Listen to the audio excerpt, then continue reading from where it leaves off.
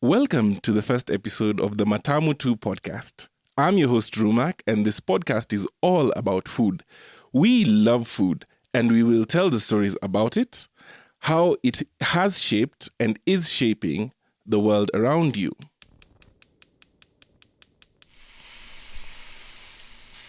Matamu tu. For episode 1, I thought to bring a rather controversial topic. This episode is going to be about milk. Full disclosure, I am lactose intolerant. I cannot deal with cow's milk. It's terrible. The way I love milk, man. And 68% of adults worldwide are just like me. It's not just the milk, it's everything. I can't have anything milk related. It's terrible. Which is funny because I used to be a cow farmer. I bought a cow in 2016, and with the whole idea of growing and having a few more cows in the herd that were improved, because my mother had a herd at the time. Now she's really cut it down. We had to sell a few cows. So in 2016, when I bought this cow, I had grand ideas of being a cheese mogul and making mala and yogurt. But the cow had other ideas that I didn't know. We tried to get her pregnant when she became of age, and we spent, I think, over a year trying to get this cow pregnant, and she was refusing. It took a year of AI, and we even added a bull into the mix to serve her, but nope, the cow refused. So early this year, we actually just had to sell her, and my mom was actually quite happy to see the cow gone. So yeah, milk is... It's been such a part of our cultures. It's been such a part of our history.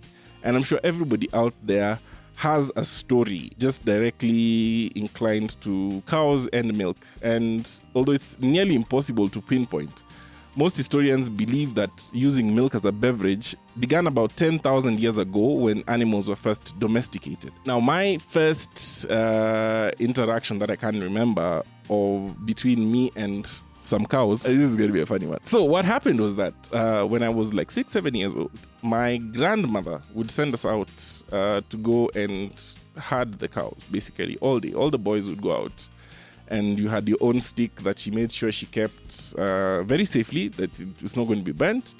And, every school holidays when we go home, that's all we would do. We just go out, stay with the cows the whole morning, come back at lunchtime for them to get some water, and then back out in the afternoon.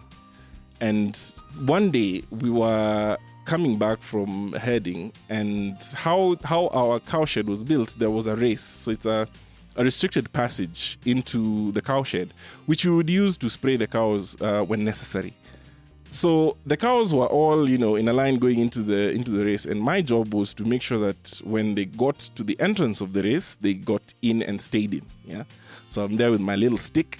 I'm so ready. And this one cow, I think she was brown. I don't even remember what my grandmother had called this cow. This cow was obstinate. Legit. I have never seen a cow that did not listen to instructions. The others do. Actually, cows really do listen to instructions with a bit of gentle prodding. But this one cow just refused to listen to instructions. And she turned around. I don't even know how she turned around, because that race was quite restricted. And she turned around and came charging right back at me. Now, me, I'm 6-7 years old. I don't know better. I don't know to run away. I'm like, okay, standing my ground. I was thrown into the bush, and everybody was laughing at me like, you should have run, man. Cows, they've been a part of our social fabric and our cultures for so many years. Milk has such a cultural significance even across East Africa. In Uganda, the title for the king traditionally is Omukama, which means superior milkman. Now, this title refers to the king's role as the feeder of his people. Moreover, the rulers of the ancient Ugandan kingdoms were of Hema descent. This is a minority group known for being cattle holders.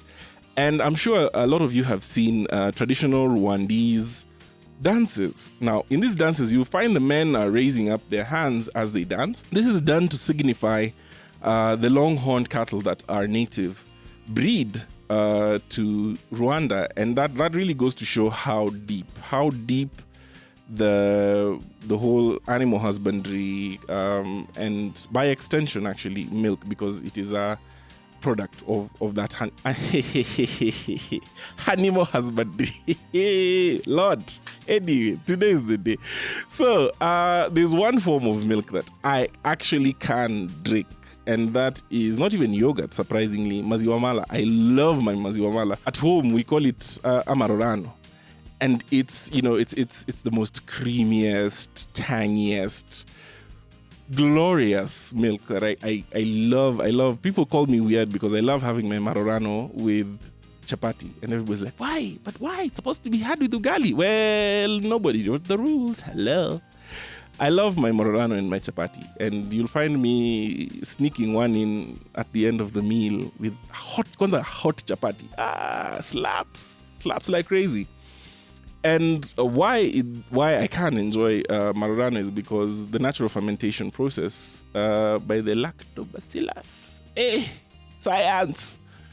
The bacteria that naturally ferments the marorano actually takes care of most of the lactose. So by the time it hits my tummy, hatuna mashida. We are not having tummy problems. And that's why I love marorano.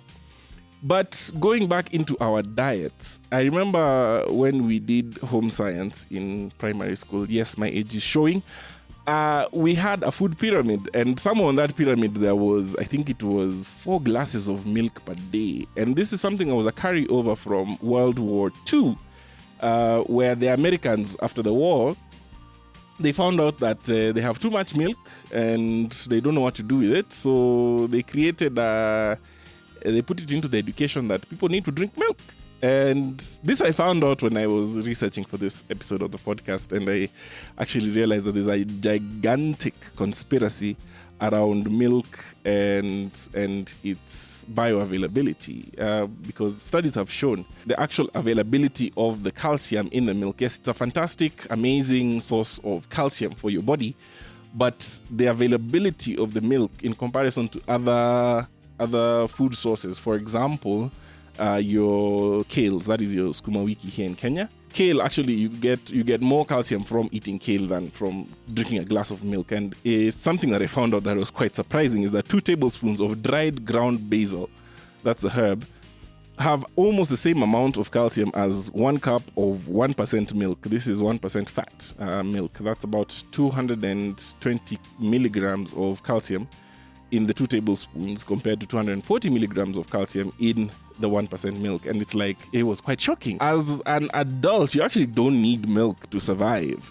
The one food that can support your life, if you can only have one food, is milk, because it has all the vitamins, the macro and micronutrients, as well as fat and water that you need. Though you would need to drink a lot of milk to be able to survive there. So recently, my aunt started farming dairy goats, which for me was quite a surprise, because I'd heard about dairy goats, but I didn't know that they were that big of a deal in Kenya these days. My experience with goat milk has been, I won't call it storied, but layered. The first time I had goat milk, it was a very sweet tea that I had out in Bura irrigation scheme. This is about maybe 100 kilometers from Garissa town, and we had gone to do some coverage for a community project out there, and the community gave us a cup of tea and the traditional Somali anjera to have as a thank you for the project. And we really enjoyed that tea. It had lots of sugar because the communities out there, they love their sugar.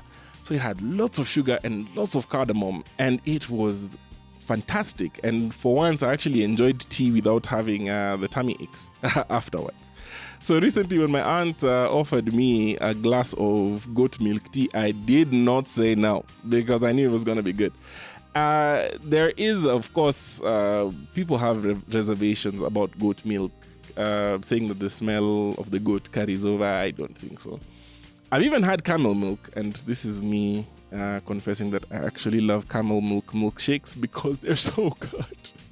I used to look forward to going to Garissa because of that. It's really good, and it's actually really sweet. You do not get the sense that it's from a camel. But anyway, going back to what I was talking about, milk in its very many forms, and I'm not going to touch on nut milks because those are not milk. Full stop. Thanks. Milk in its very many forms only became to be a thing after Louis Pasteur came up with the process of pasteurization. Because before then, raw milk used to have a lot of bacteria and people would get sick, milk sickness from drinking raw milk. But once pasteurization became a thing, it became widespread, people are then able to now start really enjoying milk. And when Louis Pasteur was coming up with this process, he wasn't even thinking about the milk. Being the good Frenchman that he was actually thinking about souring wine. So he invented it to make sure that his wine stays fresh and has a very nice flavor. While we are still on scientists, did you know that a protein in milk called casein was made into plastics as far back as 1930? And quite recently, a German fashion designer has started using skimmed milk to make a sustainable fabric. I really wonder whether we can bring something like that to Kenya, because sometimes we have milk gluts. We have so much milk but no idea what to do with it. I imagine if we started to make our own fabrics based off milk, it would be really interesting, wouldn't it? Now I want to throw it out to you guys out there listening to this podcast. Are you lactose intolerant like I am? How are you dealing with it? Or are you one of those lucky mutants who can drink milk with reckless abandon? Let me know on my Instagram or my Twitter, that is at Reumac, Reumac. I will share your stories probably at the start of the next episode. And in episode 2, we will talk about githeri. I know it will be a controversial one, so make sure you follow and listen out for episode 2 of the Matamu 2 podcast. I have been your host, Reumac. Keep it fresh, keep it clean, and keep it milky.